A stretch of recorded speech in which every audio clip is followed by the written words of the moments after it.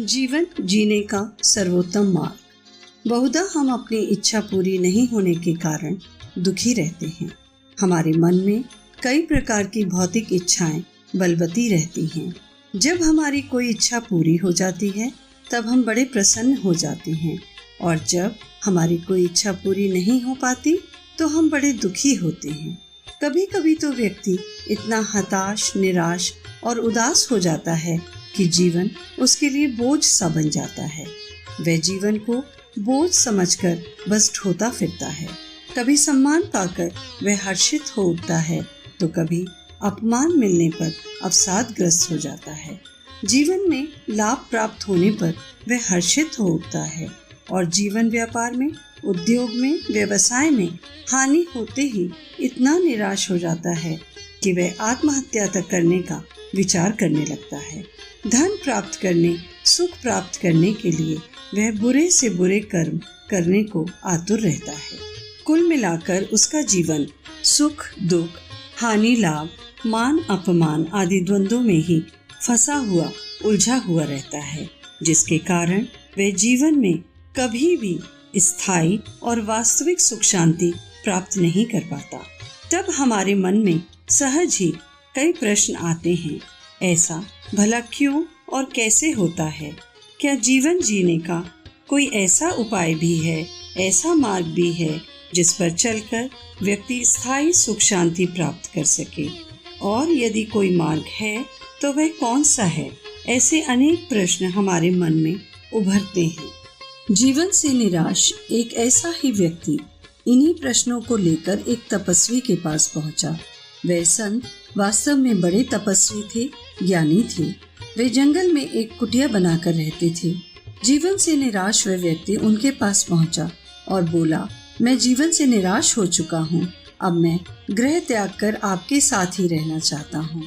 आप कृपा करके मुझे अपना शिष्य बना लीजिए।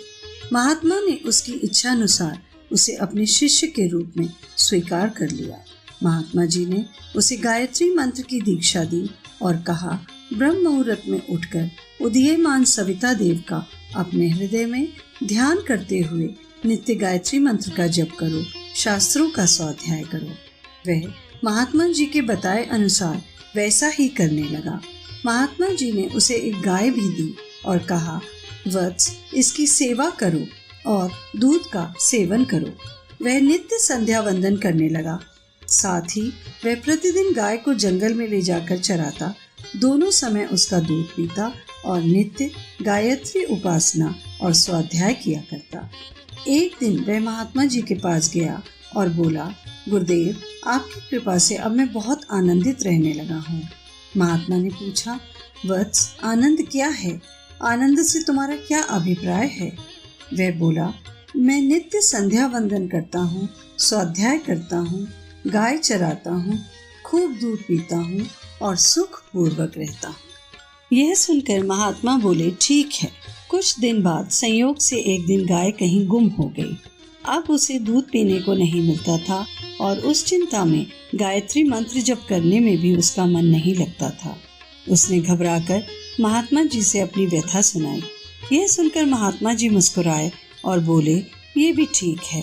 कुछ दिनों बाद वह गाय मिल गई। बस फिर क्या था, उसकी खुशी का ठिकाना नहीं रहा। वह बहुत खुश हुआ, उसे दूध मिलने लगा और भजन ध्यान में मन लगने लगा।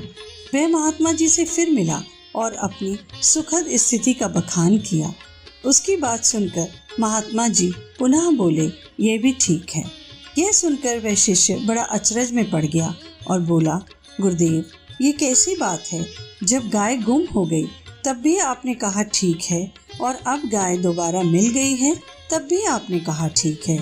तब महात्मा जी बोले, वत्स, जीवन जीने का यही सर्वोत्तम ढंग है।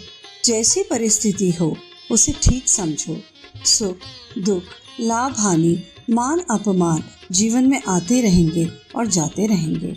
तुम अपने आप को उस रूप में ढाल लो जिससे कि तुम हमेशा समत्व की स्थिति में रह सको। जो द्वंद्वों में समत्व की स्थिति में रहता है वह सदा सुखी रहता है।